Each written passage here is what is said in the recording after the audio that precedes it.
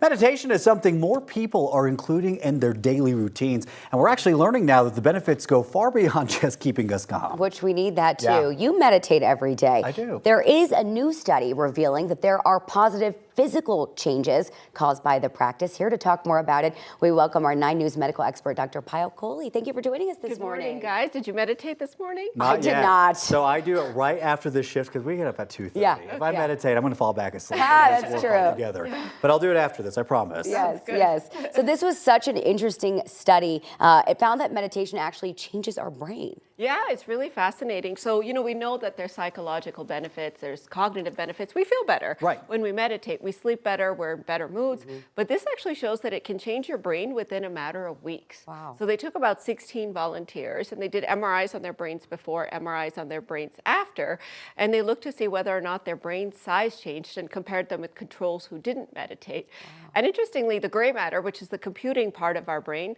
actually thickened just within a matter of weeks in the people that meditated compared to the ones that didn't. Now, it took about 27 minutes a day on average of doing something mindful. Okay. Not all of it was meditation, some of it was group activities, but that's really remarkable in my opinion. Really So, cool. okay, elaborate a little bit more on the gray matter, Yes. that part of our brain.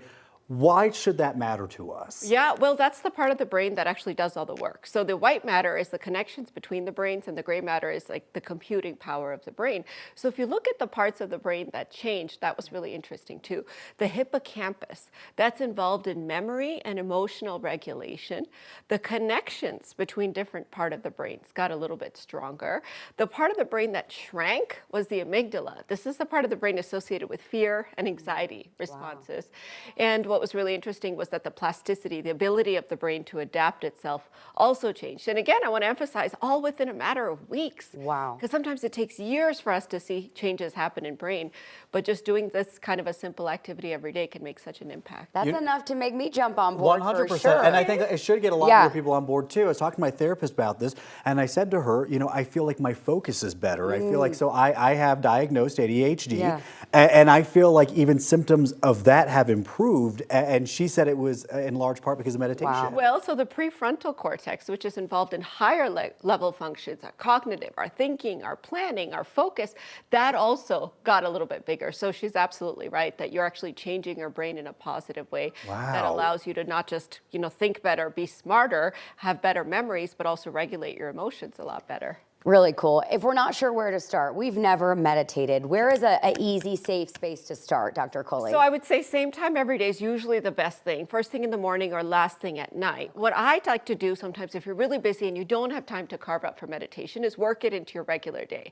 So here are the 2 meditations that I like. You're standing in line at the grocery store or you're waiting for an elevator. That's dead time, right? Yeah. You can meditate. So the 3-2-1 meditation is a really cool, easy meditation to do.